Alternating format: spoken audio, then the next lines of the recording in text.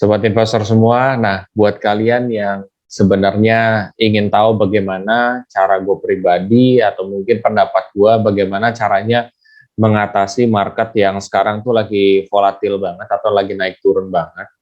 Terus juga market yang lagi cenderung mungkin turun, apa yang harus gue lakukan pada investasi gue, entah itu berupa saham, kripto, atau mungkin reksadana dan lain sebagainya. Nah, buat kamu yang penasaran, simak video ini secara full.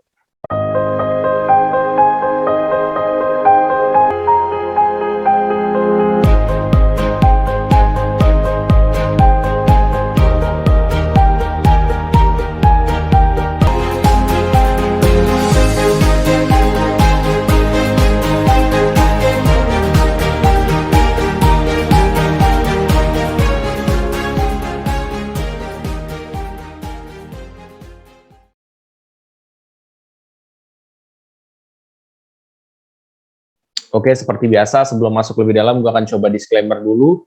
Satu, keputusan investasi ada di diri kita masing-masing. Kedua, investasi itu pasti mengandung resiko. Salah satu resikonya adalah penurunan. Ketiga, gue tidak pernah mengadakan titip dana sama sekali. Oke, jadi di sini gue akan coba share screen dulu ke kalian. Ya, oke, ini Bibit. Oke, gue buka salah satu aplikasi Bibit ya. Jadi sebenarnya gue akan coba jelasin dulu. Bagaimana cara kita dalam mengurangi resiko dari penurunan juga, bagaimana cara mengatasinya. Sebenarnya kalau gue pribadi sih berpendapat, kalau misalkan kalian tipikal orang yang memang profil resikonya atau toleransi resikonya itu kecil, ya, atau nggak berani ngambil resiko besar, maka yang lu harus fokusin adalah investasi di reksadana pasar uang. Lo kalau lihat di sini ya, reksadana pasar uang itu returnnya sangat kecil ya, memang ketimbang memang reksadana saham, obligasi maupun saham atau cryptocurrency. Ya, tapi dia dalam 1 tahun terakhir itu cukup bagus lah performance-nya ya. Walaupun mungkin untung lo nggak akan gede. Cuman but again, ini digunakan oleh banyak orang juga untuk istilahnya mengamankan duit mereka. Ya kalau gue sih berpendapat kayak gitu ya. Kenapa gue bisa berpendapat kayak gitu? Mari kita lihat ya sama-sama. Kalau kamu lihat di sini ya di chart nih, drawdown-nya itu dalam 1 tahun terakhir 0%, Pak. Jadi dalam 1 tahun terakhir reksadana pasar uang untuk Sukor aja dia 0% gitu. Setahu gue yang paling ekstrim juga minus 0,05 untuk reksadana pasar uang. Jadi turunnya itu kecil banget gitu. Nah, kalau di saat-saat seperti pandemi kayak gini atau ada masalah kayak gini, reksadana pasar uang menurut gue oke-oke juga lo taruh. Karena supaya portofolio lo balance nih di sini. Dan mungkin lo akan bisa cenderung lebih melihat hijau ya.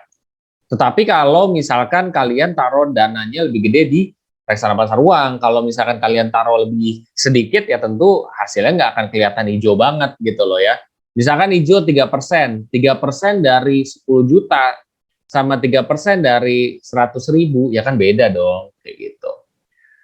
Oke, jadi reksadana pasar uang seperti itu.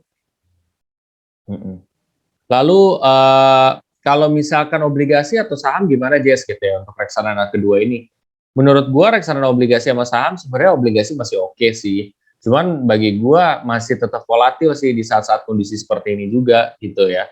Jadi ya mungkin kalau untuk yang benar-benar lebih difokusin di reksadana pasar uang.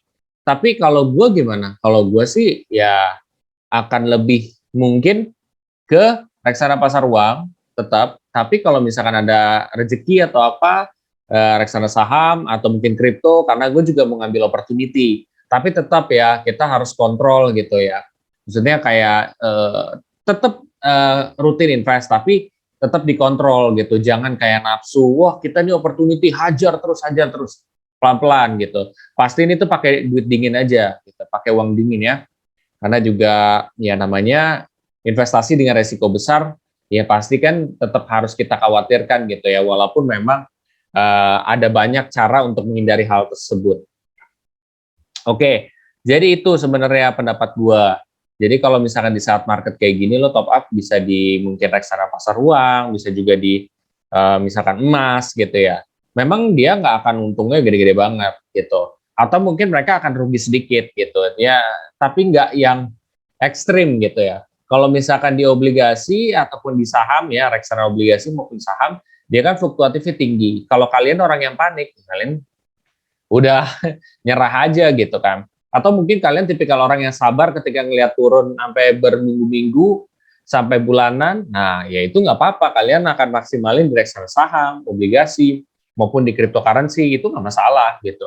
Tapi kan balik lagi ya, maksudnya gua dengan kalian beda gitu. Makanya gua ngasih tahu kalau misalkan kalian emang orang yang nggak terlalu berani ngambil risiko gede, dan pengen sedikit ngambil risiko tapi nggak yang parah gitu ya.